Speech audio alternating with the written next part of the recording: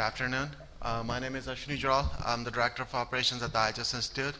And in this session, what we want to actually showcase some of the projects in the pipeline, as you have been hearing this morning and also now in the trust mark, that what we are trying to do here is to show the collaboration with the Standards Coordinating Council. It's not just the collaboration among the standards development organizations, but it's also showcasing the collaboration among the industry and the national practice associations. And one of the goals that we have trying to achieve is that how we go and achieve information sharing and interoperability at the same time by looking at the different projects that have a mission context, that are leveraging standards, and that are also trying to talk about how to actually address some of the procurement challenges that exist when we are trying to actually solve some of the information sharing and interoperability issues.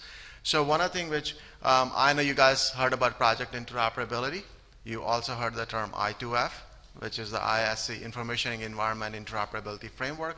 So just put this pipeline effort in context and what project interoperability is trying to do is that there are 4 things that we're trying to do in context of I2F framework. One of the things which we all know that in order to have information sharing, you really need to have data. And if you have the data, you need to figure out how to share it. And in order to share it, what you really need to look at is your different policies, what policies, and within the policies that you were hearing about trust mark, there's the security concerns, there's the privacy concerns, but also how to actually look at the different processes. And in each of these layers, as we look across different standards organizations, we have different standards, we have different frameworks that are trying to address.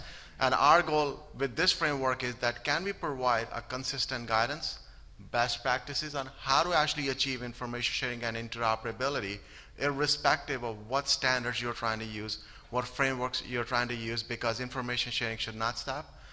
Based on your role, based on your privilege, you should have access to the information. And what we're trying to showcase is if we have the implementations out there, can we actually now map those back to these 4 layers, but also at the same time, can we actually address some of the concerns that we as a nation face? For example, we talked about cyber this morning. We need to figure out how these 4 layers actually address some of the cyber concerns. Credentialing and access management. We heard about trust mark framework. There are other frameworks that exist. There are other standards that exist in the identity and credentialing management piece, is how we can address those with these 4 layers. And same thing with geo. Everything has location and time, so we're trying to bring some of the geospatial aspects into this. And mobility. Everybody carries one of these things, and also different mobile devices. Our goal is, can we actually give you access on those and provide an ability for your agencies to have access to the information that you really need to do your job. So in context of that, what we are trying to do in our pipeline project is looking at different projects that exist right now. So one of the things which, just so you guys can, I just want to show you quickly is that some of the pipeline projects are already posted on the standardscoordinatingcouncil.org. So this is just some of the things that we want to showcase, what projects are in the pipeline. You heard about the maritime domain awareness this morning. That's one of the efforts that's already identified through the SCC members and participation as one of the pipeline projects. The other projects, for example, is New Jersey information sharing environment. Our goal here is that we're starting with New Jersey. We can drop New Jersey out of the name, but make it more of a statewide information sharing environment or regional information sharing environment where any user with proper credentials can come, access different set of information based on their role. Also, one of the things which you will see in these descriptions, one of the things which we have put a strong focus on, it has to have a mission context. It has to have a mission support. We need to have a stakeholder community who's getting behind it to say, yes, we want to enable these capabilities by leveraging different standards and different frameworks. So one thing we are going to ask you, if you have any projects that you think should be in the pipeline, we will encourage you to make sure that we have the mission context and also have a strong stakeholder support, which includes the standards organizations, but also industry as part of that. Incident management, information sharing, which is a project out of DHS Science and Technology, which we're going to talk about. Corrections information sharing, this is an effort, a national effort that is being funded by Department of Justice. But these are some of the projects that you will see in the initiative list which are in the pipeline. So what I'm going to do is I'm going to turn this over to our panelists and let them talk about their effort in context of how they envision their projects actually map to this framework. And we're starting with ISC framework, but our goal is to go across the different frameworks and try to map and figure out where the overlaps are across different frameworks, where's the opportunity for improvement, how we can identify best practices, and also address some of the procurement concerns under the SCC umbrella.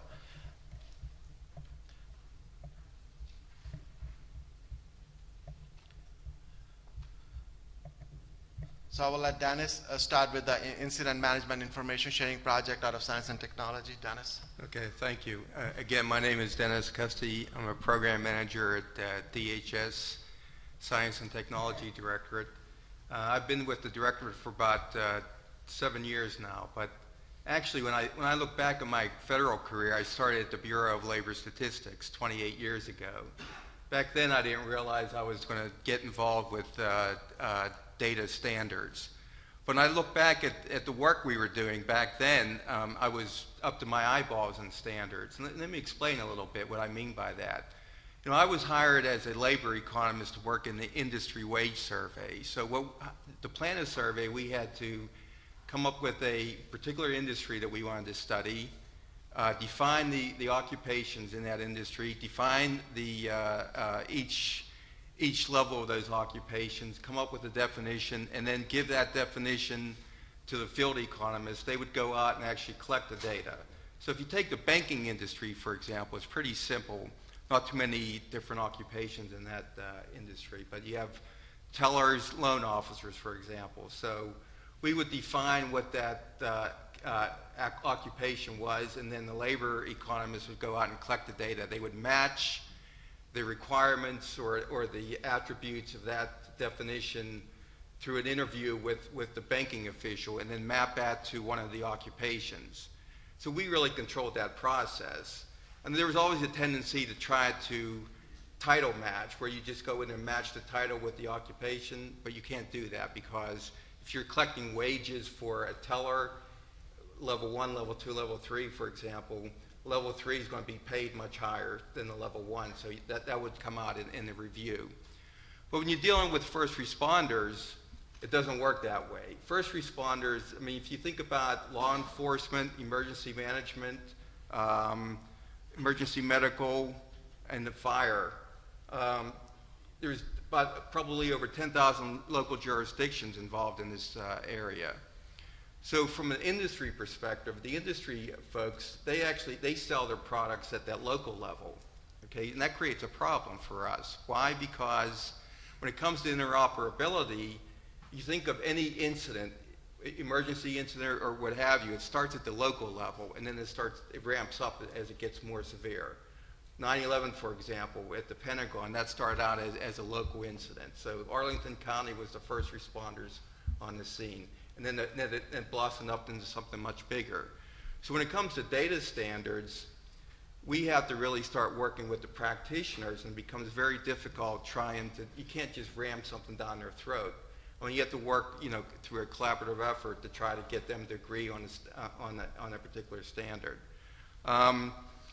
So when we sat down with the IJIS group, one of the first things they told us, and again, this is first responders we're dealing with, they said, before you can develop any type of information sharing environment or architecture, you have to define what your essential elements of information are.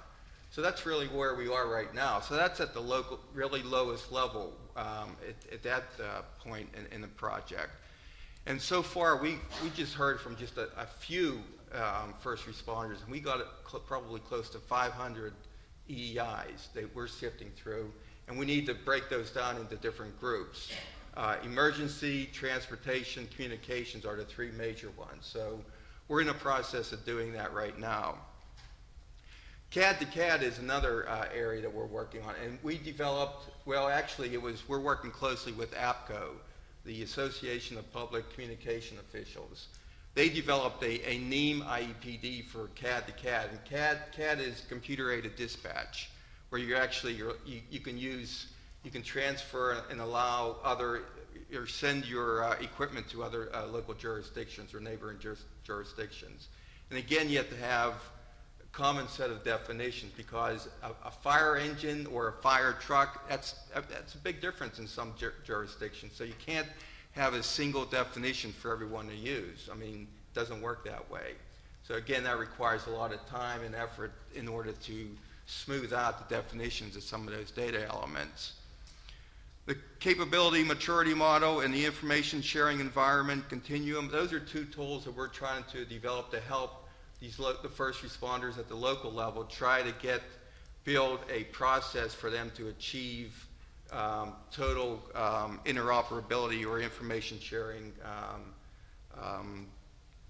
the highest level that they want to be at. So that the the information sharing continuum will be designed closely to what we used in the SafeCom project. The SafeCom interoperability, I don't know how many people are familiar with that, but that's pretty much deals with voice interoperability. So this continuum will deal with the information sharing. I put RFI AWN in there because requests for information, alerts, warnings, notifications, that's another area that's it'll probably grow bigger and bigger as we go along. I see RFI and AWN really becoming huge in the next few years. I mean, when you start looking at the way we're connected individually to our homes, to our automobiles, I can see a local official with the city mayor, for example, being connected to a smart city where all the information is connected to some type of sensor and they're getting information fed back to them. So when we also look at first responders, we go beyond just the folks with the boots on the ground. We're also looking at the emergency operations centers and how are they dealing with a lot of this data overflow. I mean, big data is a prime example. That's an area where I think it's just going to get, I don't want to say worse, but it'll proliferate, where there'll be so much data where we don't know what to do with it all. So we need to develop some type of tools and mechanisms for the emergency manager at the EOC level to be able to sift through all the data and find the information that they're actually looking for. The other project I want to talk about is, I'm more familiar with, is the AWN work that we did through the PMISC program. The National Strategy for Information Sharing and Safeguarding came up with priority objective number 14, and that was the creation of a common process across all levels of government for RFIs and AWNs. So we assembled a working group early on that tried to tackle both of those problems at the same time. We ended up, our first decision actually was to break the group into two subgroups, an RFI group and an AWN group. So I helped co-chair the AWN group. There was another person from S&T, Jeff Booth, that co-chaired the RFI group. So I want to talk a little bit about what we discovered with AWN. One of the first things we wanted to do was at least come up with a problem definition, which we did. But actually both groups did. We came up with a problem definition.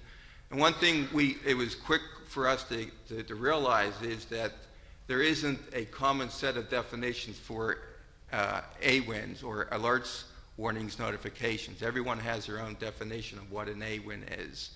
So that was a problem. But we thought one of the things that we did was we didn't want to look too deep into the weeds where we wanted to change people's technology. So we decided we'd take a look at a model we knew was working pretty well, and that is the IPAWS program, the Integrated Public Alert and Warning System. That's a system that actually sends alerts out to the public. I mean, it's actually the next generation of EAS designed for the president to use. However, when the president's not using it, which is all the time, FEMA makes it available to state and local jurisdictions. Part of that component or that system is using the Common Alerting Protocol, which is an international standard out of OASIS. It's been around for a number of years. It's taken off lately with the alert and warning notification in that area, and we thought that was a good model to use and to start looking at, in terms of this effort here. Next slide. So the first year, what we did, we did a baseline, and We actually decided, we knew that a lot of people had processes in place already. So again, like I said a minute ago, we didn't want to change any of that.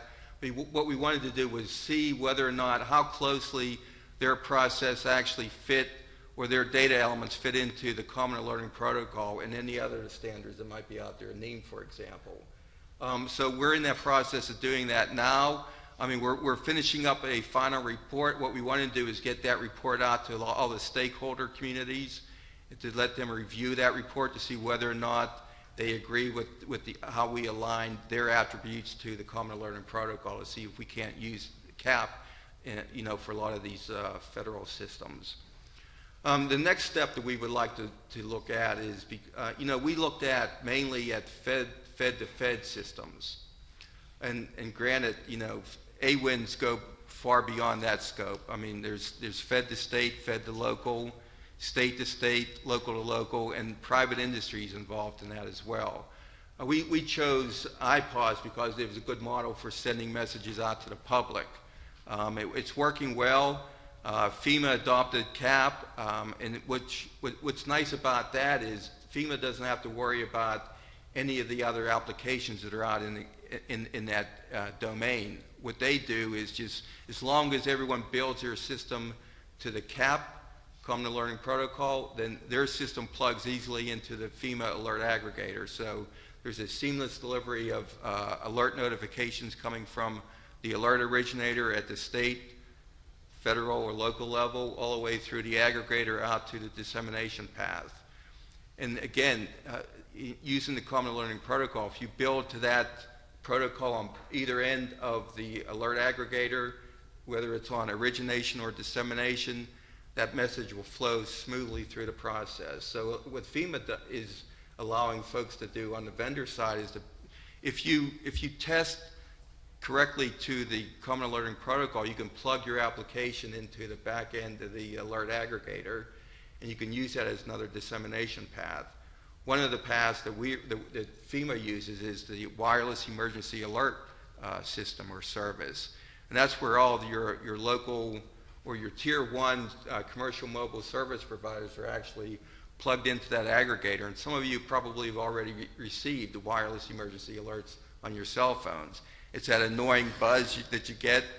That's a WIA message. So that's a perfect example of a good standard, the Common Alerting Protocol actually working in a case where everyone has adopted it. We get strong backing from the FCC, because it's a must that if you're plugging into the aggregator on the FEMA side, you must adhere to the Common Alerting Protocol.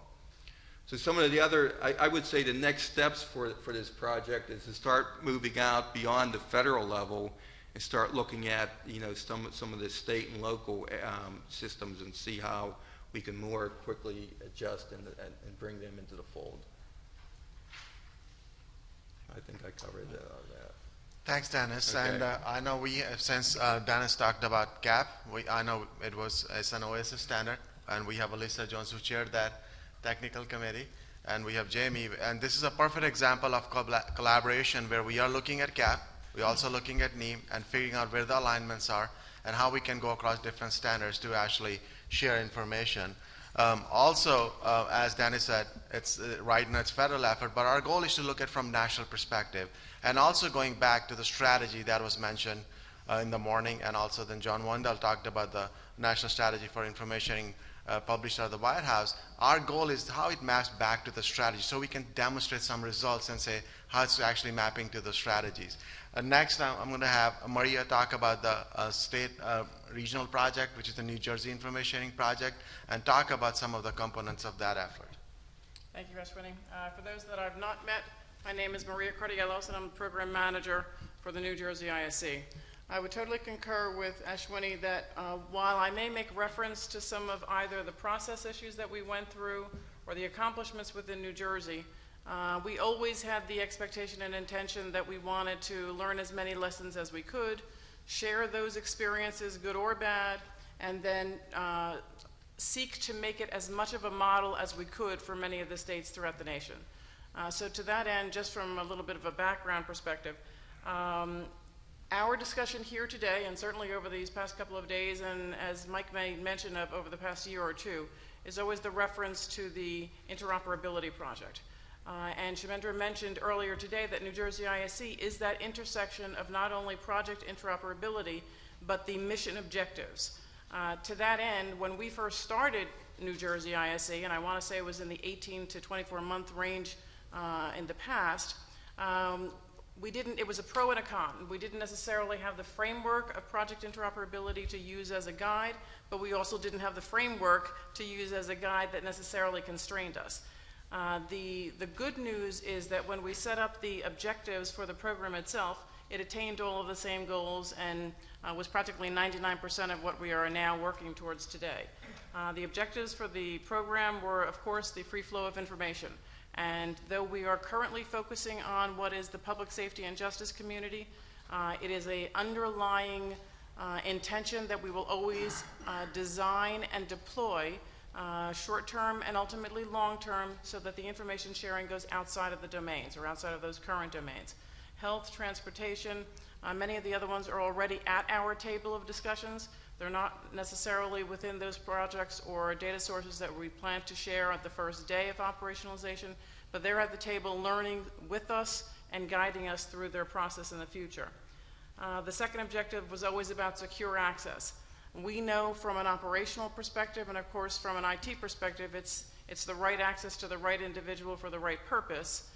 The users translate that as I want one single username and password because all of the stickums are annoying me on my computer. So they see it differently, and that's okay because we can meet in the middle and accomplish many things simultaneously. The third objective was about providing network data and application services. Now, Jersey, before this, had already done a lot of work with either the NEAM program, what had been the preceding generation of data modeling, and many other services that they were moving towards. In this generation, we're looking to do it, of course, in an internet federated perspective, and they're going to be able to do that in the short term. And then ultimately, and it touches back not only to the operational side of the house, but the reality side of all of our houses, is that we needed to focus on optimizing the current investments. Much of what I'll tell you from a sort of progress or lessons learned is that in educating the politicians, the ones that ultimately make the decisions with regard to the budget, none of us can say, let's start from scratch. None of us can say this is the perfect model to go, so let's go to step one. It is utterly about reusing the investments and being able to move forward to that end. So with that in mind, know that within the then interoperability components that Ashwini mentioned at the top of the discussion, the policy, the process, the data, the services, what we've accomplished in New Jersey is significant.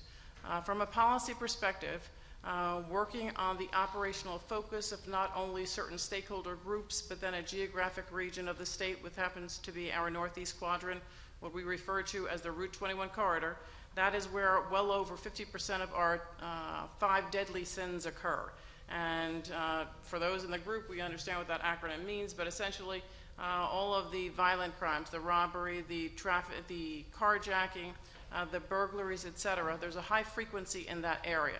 So when we first started this, again, pre-project interoperability, we focused on the high degree of activities in a geographic area with participation from the New Jersey State Police, with the Homeland Security Office, with the Attorney General's Office, with the Essex County, again in that region, Prosecutor's Office and Sheriff's Office, and then with the Newark Police Department, who of course not only are part of that region, but then again have a high traffic area of activity and value to contribute, and that represents that county as well. So to that end, what we've accomplished in that area is not only the partnerships and the focus of practitioners, as Denis mentioned, but from a codifying the process, we are weeks away, if not months away, from what are executive orders being reviewed and hopefully finalized, one potentially from the governor's office, another one potentially from the attorney general's office, and ultimately our push is to have legislation that is documented in order to codify the process, the participation, and the broadest framework, right? Because this is not something that we want to do on an annual basis. We do want it to sustain itself over many, many years, but we want to say minimally some of the objectives that I mentioned are in there to ensure that we are all looking to share data efficiently in order to better accomplish our operational objectives. So that's something that from a progress update, we actually are scheduling meetings not only with the Attorney General, Shaminder is going to be good enough to participate in that session, but also with the Governor and his Chief of Staff and his team in order to educate them on the process. And it's interesting because here we're giving you a 10-minute update, which I may have already run over, on what are 24 months of activities, and we understand from an operational perspective and a technical perspective what we're trying to achieve. So we're trying to bridge that balance between tech talk and operational ease. When we go to the Governor's office and to a whole new quadrant of individuals, we remarket this for the business aspects. And ironically, it focuses not only on the operational capacity and potential of what we will be able to achieve, but from the number cruncher perspectives, it's about what do we need to invest and what are we going to save. And ultimately, from a return on investment, what are we going to be able to prove from a performance perspective and quantify from an accomplishment perspective. So somewhat like we were doing 24 months ago, we're in the process of not only progressing and accomplishing, but designing as we're going along. So to that end, I guess the last point that I think has sort of resonance not only to what we are doing, but from a technical perspective, is that one of the unique differentiators that New Jersey ISE had to, I heard Jim's update earlier on JNet or some of the other initiatives that truly are modeled throughout the nation, is that that identity management component is a good example of where we did not anticipate going in there and having such operational support for identity management and access. That wasn't something that they understood the term, they didn't get what it was.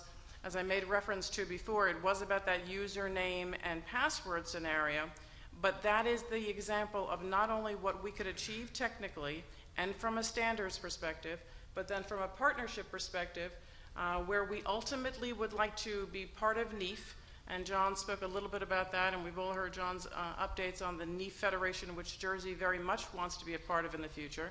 What we're doing in the short term is working with RIS and with inlets, who already have a lot of either the vetting process or the technical accomplishments that New Jersey now is very much looking to be a partner of. So again, that's sort of the blend and the bridge between what can we accomplish from an operational perspective, what can we accomplish from a project interoperability perspective, and what from that business perspective can we save and use from an investment perspective. That doesn't mean we've got to have millions of dollars for an effort that we can partner on and accomplish the same thing. So to that end, I think that I've married several of the components that we've discussed either on the project interoperability and operational side, but of course I know we're going to make ourselves available for questions. So. Thanks, Maria. So as Maria was speaking, a couple of key points. She talked about governance. And one of the things which we have learned, and as also Denis was talking about, governance is the key component as we move forward in achieving information sharing and interoperability. We're going through the same process under Standards Coordinating Council. And also, as you can see, as these projects fit into this pipeline, that's one of the challenges we're trying to address. And it also maps back to the building blocks of information sharing environment, which you can find on PMIC's website or isc.gov, because we strongly believe that if we follow that, we can achieve interoperability and information sharing.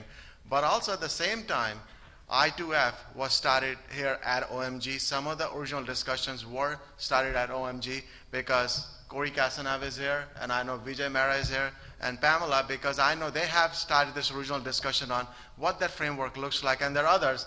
I'm not remembering their name, but there are a lot of people who have contributed to this effort to say, hey, this is the framework we really need to put out there so community can adopt different standards, go across in enabling information sharing. So as such, we actually also asked Mike Abramson, who also co-chairs the C4I committee at OMG, to talk about the cross-border initiative, because with Denis's example, we want to give you a flavor of the federal effort that's moving towards national, federal, state, and local. With New Jersey, we are again looking at the national model, and with cross-border initiative want to show the collaboration and how this framework can be also applied across the borders. Okay, I'm Mike Abramson. I'm the co-chair of C4I Domain Task Force. I also run the Information Exchange Framework Working Group, and that's the basis of what our little activity is about.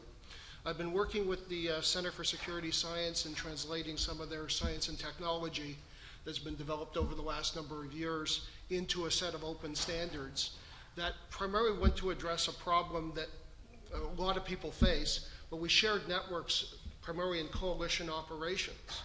And most of our networks typically run Canada-US. We cannot run our Canadian eyes-only data on our networks. And what they wanted to do was, as Dan Charlevoix would say, keep our Canadian data from the bad eyes of the US participants in the network. Even on our frigates, we have GCCS running on our frigates. We have a US officer in there. So we can't, even in the ops rooms of our frigates, we're running Canada-US. So basically that was a problem we were chasing. Recently, I was posed a problem by an organization called Shared Services Canada. We have one department that's taking over all the data centers and all the networks up to the secret level, except for the deployed defense and policing networks. And basically, they asked the question, can we put out any shared services in this space? And we said, well, one of the things that we have to do is we have to be able to separate the concerns.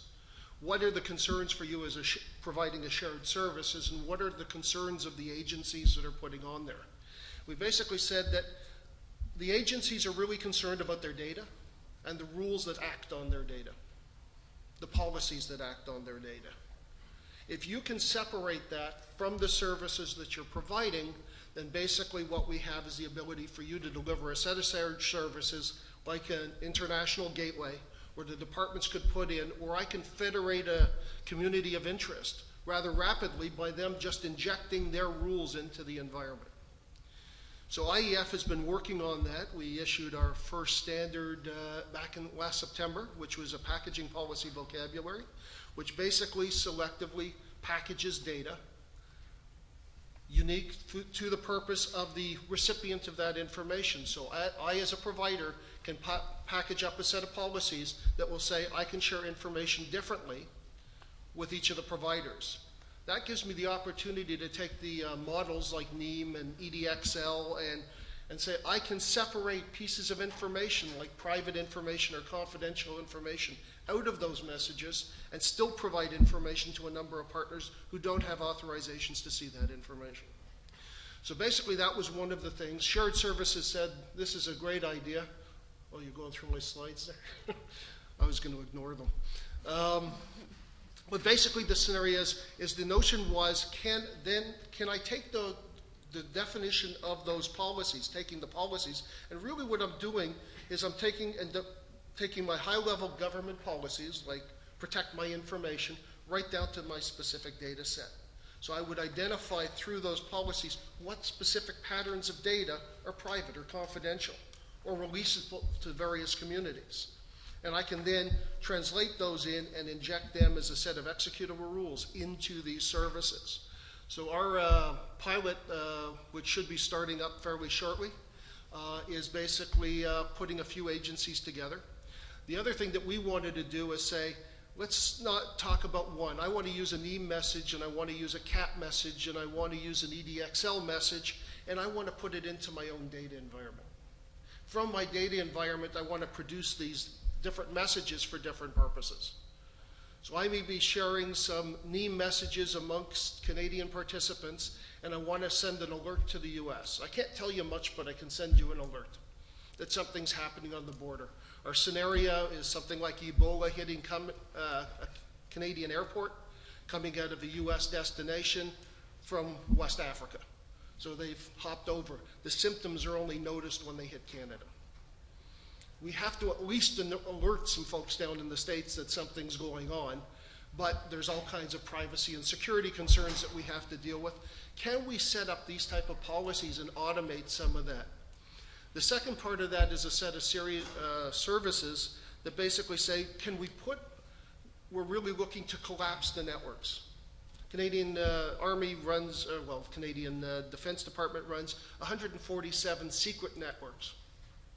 A lot of these are getting transmitted over to shared services, and they're saying, well, that's a lot of management and administration and infrastructure that we have to put in place.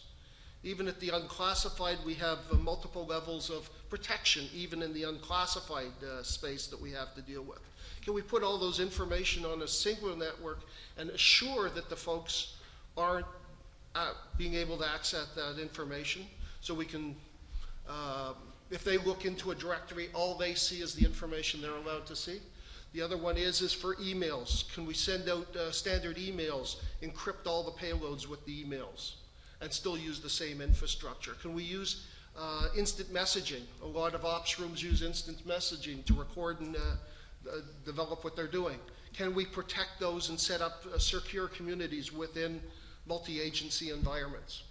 So that's a set of services that we are standardizing right now. We're in the process of writing a reference architecture, submission in September. And this project is going to be used to kick the tires of the reference architecture as it's being built, to make sure that we've got the requirements right, that we've covered off as much as we need. And it's going to be built on the technology demonstrators that have been built over the last 4 or 5 years by Center for Security Sciences and Department of Defense. So that's...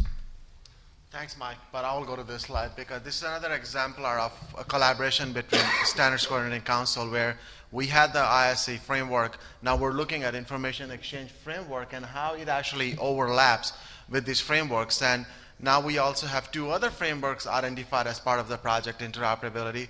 One is the data aggregation reference architecture and the geospatial information reference architecture. And what our goal is, the projects we have in the pipeline, can we map to these frameworks? There are different standards that each of these frameworks talk about, and how we can map them and go across and demonstrate the information sharing capability and demonstrate the interoperability, because in the end, our goal is to achieve something called common profile, where we can actually, in context of common profile, which is an ISO terminology, where we can at least provide 3 views to the practitioner community at the federal, state, local, tribal, territorial, when they're trying to do these efforts and enabling these capabilities, and to the industry at the same time.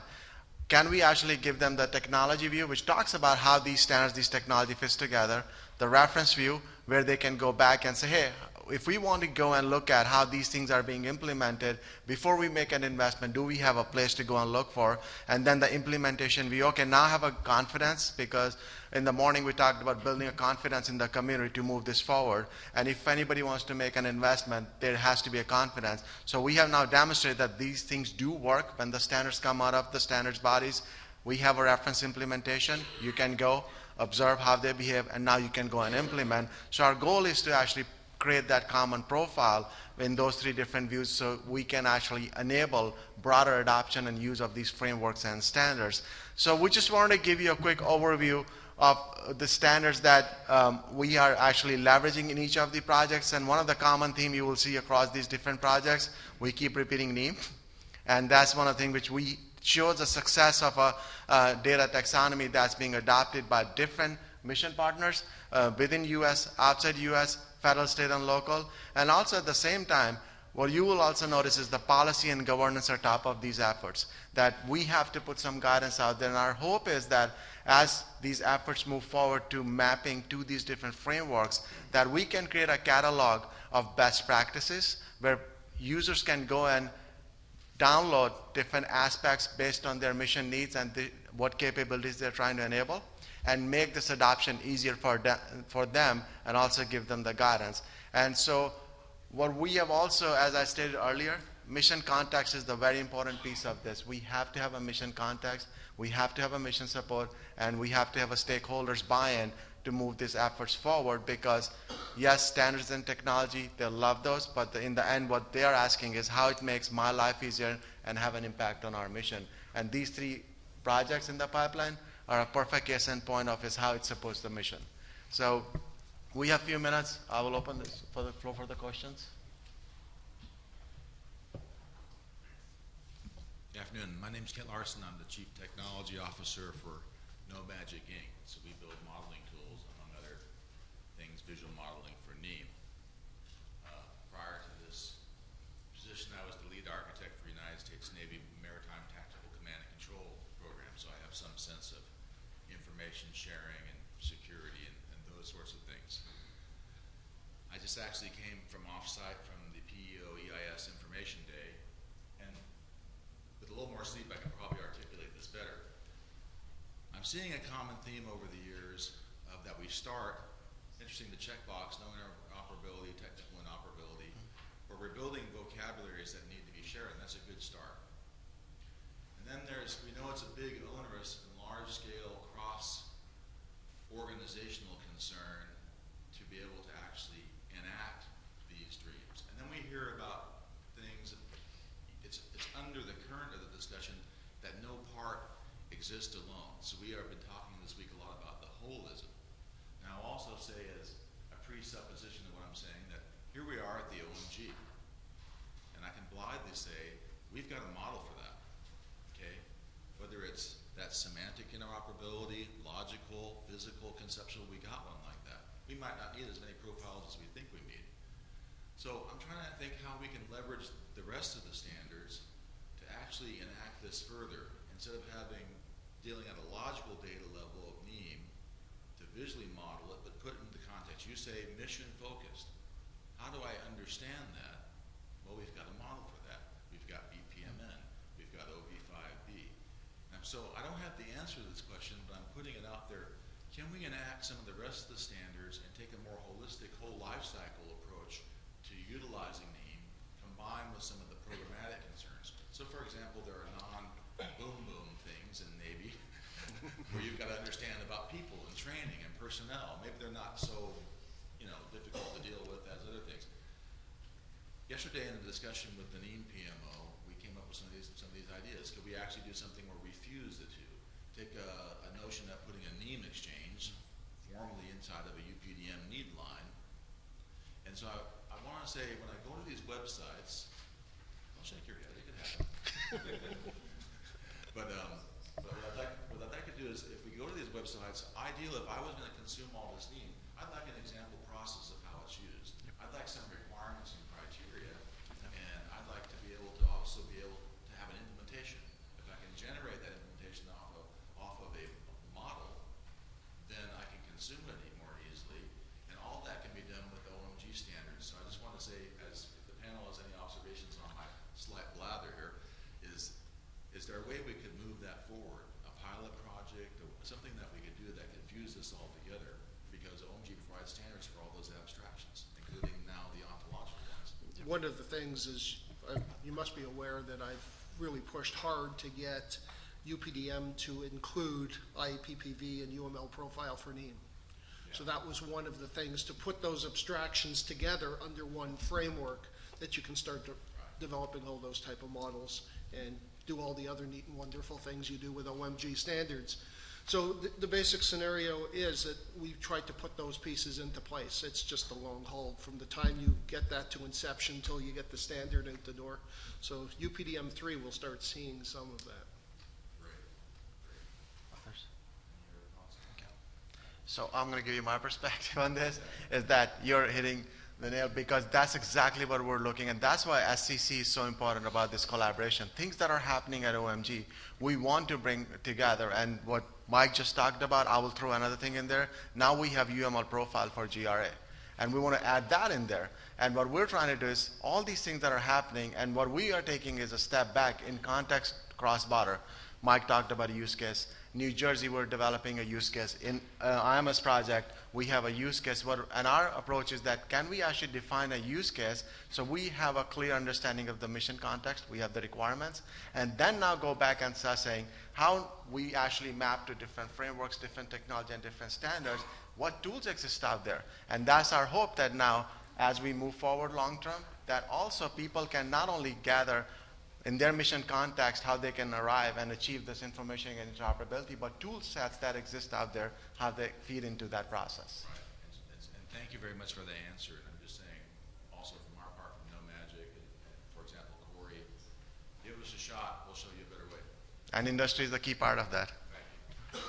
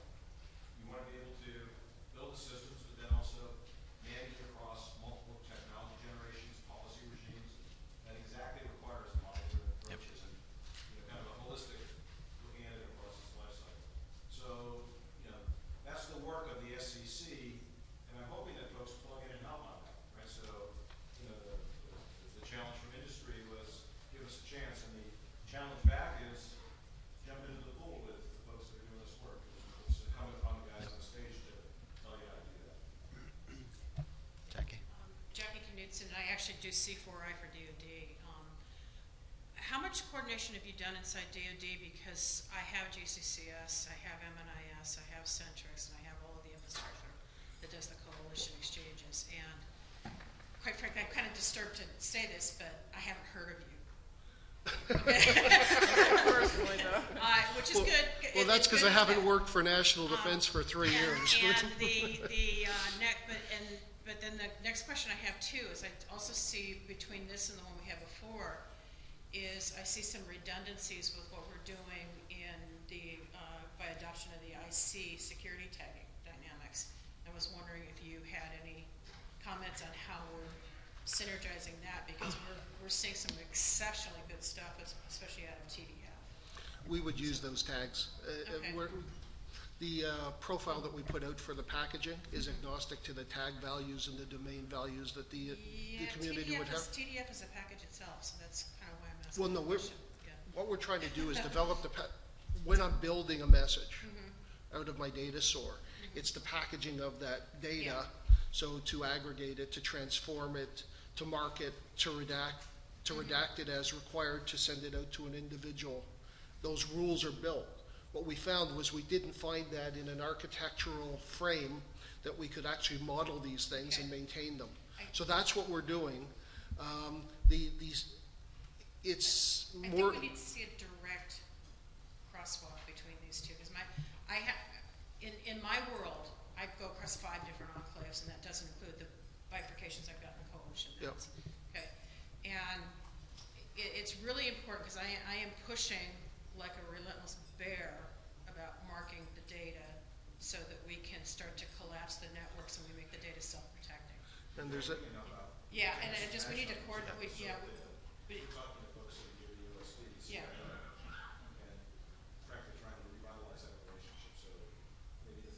Yeah, I mean, I'm a good use case for God's sake, but the thing is I think it's important that we get this sharing done, especially given the full court pressing that we're doing in the IC standards. It's important that we get these things lined up, and how we all speak to it as a community is important too. Yeah, and we'll take that, as Shimona said, we'll take this as an action item and follow with you, because we have OGC involved. I know you're chairing one of the committees, so we have a lot of opportunities to. Well, I also do all the IC standards yes. for this too. So we'll take that action item. We'll reach out to you. All right, so 10 minutes break. Ice cream. 10 minutes break. All right, so we'll take 25 minutes break and then